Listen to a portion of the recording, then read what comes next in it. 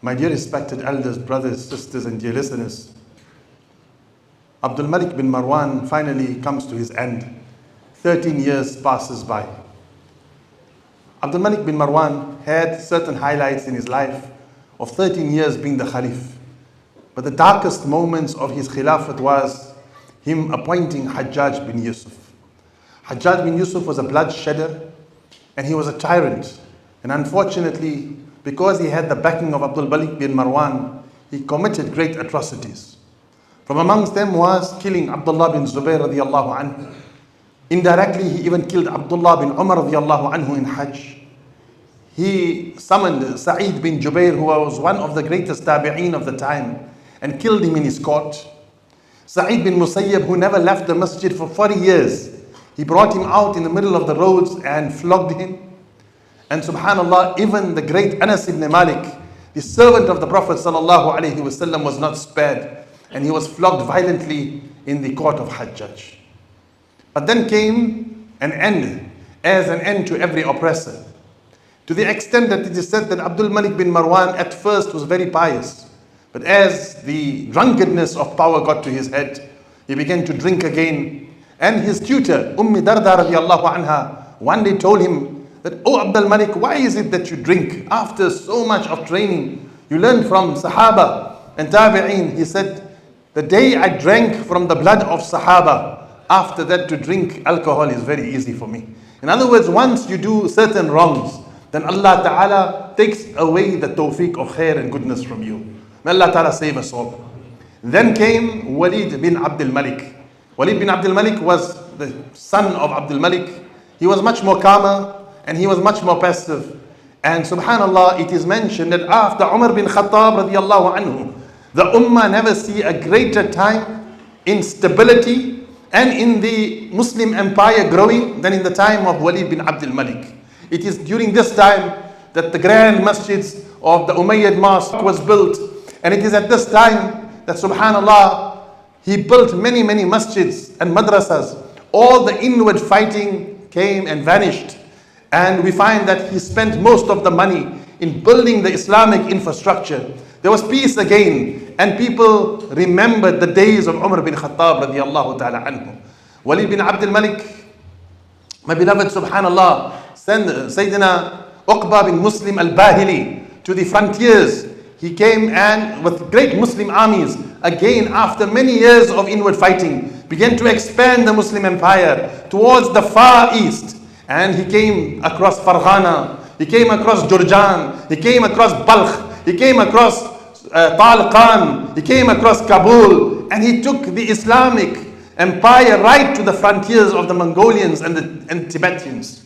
And my beloved, subhanallah, on the other side was Musa bin Nusayr, and he had his capital in Kairouan, which is in Africa today, Tunisia.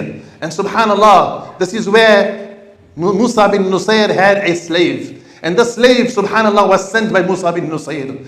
It is mentioned that people, they were tired of the rulership of the Spaniards, Roderick, and he was oppressing the Moors, the Muslims. And they wrote to Musa bin Nusayr, the Moroccans that were there in Spain. So subhanallah, Musa bin Nusayr then sent a huge army of several thousand, again under his slave. And the slave's name was Tariq bin Zeeyad. And Tariq bin Zeeyad went, and as he came, his predecessor Uqba bin Nafi', as we spoke about, when he came to the Moroccan shores, he went into the sea and he could not go anymore. And he said, "If I could go past these seas, I would have taken Islam to the opposite side." But now Tariq bin Zeeyad, with several hundred ships, he crossed the strait into Spain. And it is said that he burnt his ships. And he said that, "I'm not coming back to Africa. Now this is our new land. And this is where we're going to take Islam."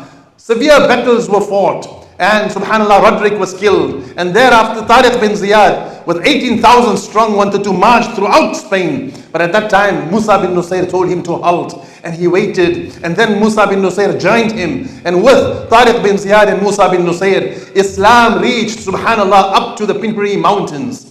It is said at that moment in time, the day that Musa bin Nusayr and Tariq bin Zeeyad took the entire Spain in their hands, and Roderick was, subhanallah, defeated, was the same day that Muhammad bin Qasim, in the year 92 after Hijrah, was taking Sindh from Raja Dahir.